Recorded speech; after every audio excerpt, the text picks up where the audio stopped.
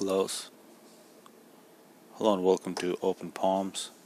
Got a game between BlackDeath and Captain Chlorgas. Cybern versus Aeon, and one thing I've noticed, Aeon has been kind of neglected by people except for maps where it's really kind of overpowering, where there's a lot of water, but even there, a lot of times people pick Seraphim. I think it's kind of strange given that Aeon's probably the strongest faction. It really has overpowering weapons at every stage. Maybe if Uber would have played in the Immortals Cup, we may have seen a little more Aeon action. I guess it's really the biggest weakness that it's gotten from all the different patch changes is that the bombers, Tech 1 bombers, are much more prevalent, so they kill Auroras. So you're always in a bit of danger early on, and we might actually get to see that in this game. I do expect to see strong air from Chlorgas. He's going second air with a 6 speed gens, so pretty early air. Also getting the Hydro. Of course, we do see second air from BlackDeath as well. That's a standard build on this map. Also going to the Hydro.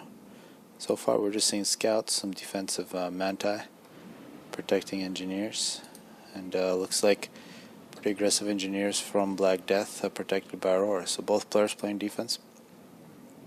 Here comes third land factory for BlackDeath.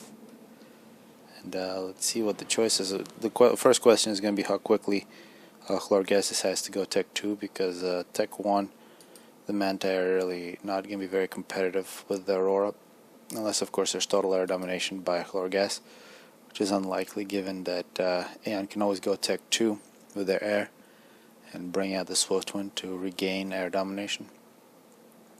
So unless you're playing a weak Aeon player, you're not likely to lose air control. These bombers, more like scouts so far from BlackDeath. He's going to lose one. It's going to be 2-on-1. There is a bomber though from Chlorgas. A very important fight. Both players still have 2 interceptors, and a bomber dies. Appears that BlackDeath has just taken air control, at least locally. He does not want to set those down. Let's pick up really quick. Also some flak. But the Auroras, I want to slow this down for sure. Auroras are not going to start kiting against the Manta. The Manta got to get there quick, and once they get close, they will get the victory. But yeah, you just don't want to stop if you're an Aurora already. 4 kills in between those. Likely to pick up some more. It looks like some units for BlackDeath have snuck behind the Chlorgas space, and that's always very annoying because there is 3 mask checkers here. BlackDeath will try to get a point defense there. And you can see these Auroras together 7 kills, and now together actually 8 kills. Together we've got a couple scouts, big veterans. Air is still very close, but we do see bombers, 2 bombers on either side from BlackDeath, so he's got really good recon. He understands the situation, and once again a couple of Auroras sneak by. These together have 4 kills now. The other one's one of those veterans just got killed by a bomber from BlackDeath. And of course, the difference between Aeon, Auroras, and all the other Tech 1 tanks, it does take only 1 pass to kill them. Of course, it does require a direct hit. All the other tanks, you gotta hit them twice. But here early on, we're seeing major trouble for Chlorgas here on the left side. This Aurora now with 4 kills, denying mask tractors and engineers. Looks like this Manta is going to get up close, and that should be over unless the Manta decides to leave. A bit surprising there from Chlorgas. He really needed his Manta up front. He's got a wall planned, and now a pretty slow Aurora force moving in for BlackDeath. It'll be up to Chlorgas to concentrate his forces and basically bomb rush this Aurora force. You don't want to shoot at them from far away, just run in. See the air fight continues, and BlackDeath with a slight edge. Now BlackDeath here, he does have support, but I think he's just trying to tease Chlorgas into attacking him so he can get a whole bunch of kills with his ACU. He's got plenty of units in support. Chlorgas shouldn't be surprised given that he's got air above this position. So looks like air domination up at top, and air domination for Chlorgas here up in the bottom. BlackDeath 9 kills. I think those Manti were for the most part wasted. They did kill a couple of Auroras, but At least 11 of them, all they did was shoot the ACU. Here we got a standoff. This is going to be really bad for Chlorgas. He's going to lose everything there. However, Chlorgas also going on an attack. He's going to deny this expansion. Both players causing quite a bit of damage. The Air Force for BlackDeath a bit out of position. Be nice to have it here on the bottom to kill this bomber. A couple engineers here which are vulnerable. Surprised that didn't see any gestures yet. We do see a transport from Chlorgas minute 9, because gestures are just deadly against Auroras. They don't need to fly anything, they just go ahead and pick them off. And we're going to see another air fight that is going to be won by BlackDeath, and BlackDeath has a significant advantage. So that transport that Chlorgas is building, that he's got right now, doesn't have any engineers. I expect he's going to try to take the sides. You see a transport not coming out for BlackDeath, so we're going to see some fighting on the edges. One interesting thing about this game is that we do see the two ACUs on the same side of the map. And on this side it's just basically Tech 1 units versus Tech 1 units, and here the Aurora is really not the proper micro for them. They're fighting amongst the Manti, who dominate in high fire rate. There's going to be a whole bunch of dead Auroras, but this is just completely BlackDeath territory up on top. You can see total air domination. Here comes land, 10 minutes. 10 minutes in, we got Tech 2 land from Chlorgas. He's probably decided he does not want to deal with these kiting Auroras anymore, and we're going to see hoplites. Let's see how BlackDeath will respond to it. Very likely we'll see Tech 2 air. Actually, a couple of these Manti sneak in, but no major damage. This top side has just been a total mess for both players. You can see most of the mass ejector is actually dead, but that top edge is going to belong to BlackDeath. Here, this point defense built in time, so that's going to defend easily against all those Auroras. And if they don't, they'll get killed by the bomber. And on the bottom, very even split as well. The middle is going to be cleaned up by Chlorgas. A couple of Auroras run in deep into Chlorgas territory. I don't understand how that happened. If they kill this Tech 2 engineer, that is going to create some problems. And a hoplite comes out, so these Auroras are going to die very soon. So they were just visiting, they didn't really do much. Tech 2 engineer going out into the field for Chlorgas. He's perhaps thinking about some Tech 2 point defense creeps on the right side. On the left side, on the bottom here, Chlorgas playing a very dangerous game here. He is looking at least 30 tanks, which would be enough to kill him. BlackDeath is getting upgrades, I'm not really sure which one. Chlorgas definitely has good positions to retreat to, a couple of good looking point defenses. Let's see, is that working? Hope so. Yeah, it looks like he's going to do that now. There is some artillery here, actually quite a bit of artillery, so they'll make very short work of these point defenses. That's one beautiful thing about Aeon Arty. They get rid of point defenses very quickly. They don't miss and they have high fire rate, but they are extremely easy to dodge when you got mobile units. Here in the back though, 8 kills for that point defense. This bomber with 4. So all those Auroras in the back is getting demolished. One thing is a little disappointing. No build capacity on that factory, on the Tech 2 factory. So the hoplites that are coming out are a bit disappointing, and this is what we're seeing. Aeon artillery just wiping everything. Anything that stands still is going to die, although now this Aeon force is going to die itself against all the Manti. At the same time, we see an attack from Chlorgas on the right side, and this is actually significant. You see emergency point defenses going up from BlackDeath. There's a hoplite here. He can outrange the point defense, and looks like that's not going to be happening. Point defense will be finished, and that's going to be a pretty big deal. 5 kills. I think this point defense has the capacity to deal with all these units, and it actually will. 9 kills. Hoplite getting killed by Tech 1 point defense is criminal. And I think BlackDeath dodged a bullet there. He could have been in much more trouble. BlackDeath now with Tech 2 point defense. He's got Tech 2 on the ACU. Another force running into his base, and for a while it looked like BlackDeath was in control. But suddenly, with Tech 2 here, Chlorgas taking over most of the map. BlackDeath does have the sides. He's got a very secure back. He has one pretty secure base here, and he's got a Tech 2-point defense in the middle, plus an ACU that can do a Tech point defense creep. His right side is completely exposed. Could be attacks down the right side all day for Captain Chlorgas. Nice RDs. Finally took out the point defense as well as all the mask extractors. It's actually, in terms of total mask extractors, it's very even. There's 6 extra for BlackDeath, actually 9 extra because he's got the back. Chlorgas doesn't. And then there's the 6 that Chlorgas has on his expansion that BlackDeath doesn't. Looking at Tech 2, there's only a second one coming up for, actually a third one for BlackDeath. We've seen a couple for Chlorgas as well. He's actually got 4. Finally getting a little more build capacity on his factory, going Tech 3 land here, minute 16.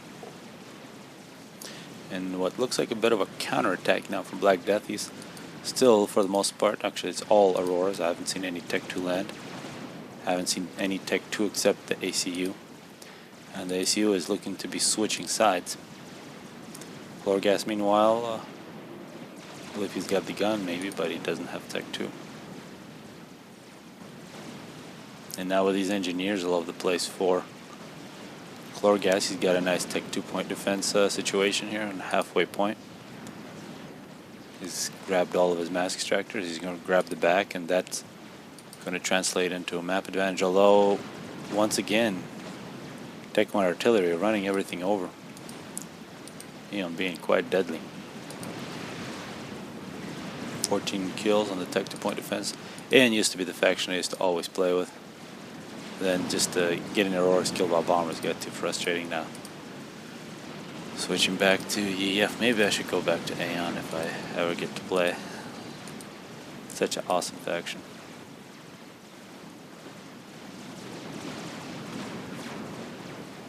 So bit of lack of concentration there from Chlorgas, just throwing away some units. And I actually think BlackDeath is in quite a good shape. He's just recaptured his expansion, and he's going to secure it with Tech 2-point defenses. There's a sneaky force here, and he's actually denied one expansion with the Tech 1 force. And he is on an assault once again. I think this is because Chlorgas is using a lot of mass to get Tech 3 land.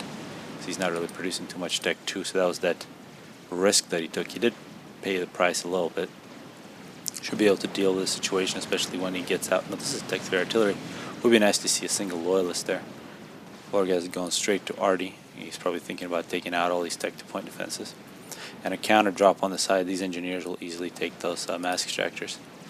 Meanwhile, these Manti, a little bit lost. They're going to get killed by point defense and the ACU.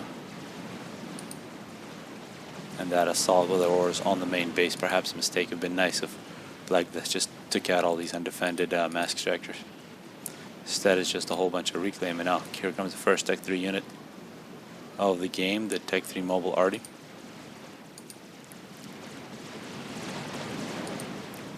And once again, looks like BlackDeath's just throwing units into the middle.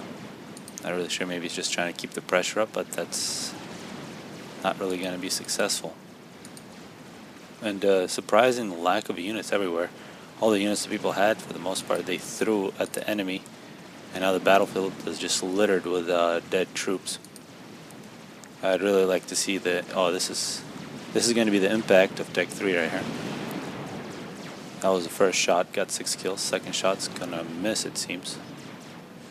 But yeah, this is very much an overkill against Auroras. 3 shots, 9 kills. However, we do see BlackDeath with his Tech 1 once again running everything over. These Tech 2-point defenses being pretty effective, but some Auroras sneak through, plus some artillery, so those are going to deny all those mask extractors. I think we've seen how ineffective Tech 1-point defenses are at defending against Aeon Tech 1 forces that have a couple Arties mixed in. And now here come the Loyalists. Great units, very quick. A lot of firepower will wipe out Tech 1. So in the unit versus unit battle, Loyalists definitely much better than any Tech 1 unit. But that doesn't always mean that you gotta build it instead of the Tech 1 unit, because it is quite expensive. But it looks like Tech 3 land coming up for BlackDeath, realizing he's going to have to counter the Loyalists. So we're going to see Harveys, of course. Chlorgas can then switch to the bricks, and it's going to be even still going to be pretty painful. You see the Loyalist 480 mass, Mantis just 52. If you're just going to kill an undefended mass extractor, go with the Mantis. If you're going to go kill Manti, get a Loyalist. So this artillery now with 10 kills is going to force all these forces back. Looks like a counter drop once again, this time from BlackDeath. He's going to grab back those 3 mass extractors. And I think if this already gets a couple nice splashes on these Aurora forces, all these Manti. One thing to note, Chlorgas has not stopped producing Tech 1 since he started Tech 3 production. Which means that he can just flood this entire area and take out all these mass extractors very quickly. We are seeing Harbies on the field now, so Tech 1 from Chlorgas has to be very careful. These artilleries from Chlorgas non-stop. Just going to pick away at these Tech 2 point defenses.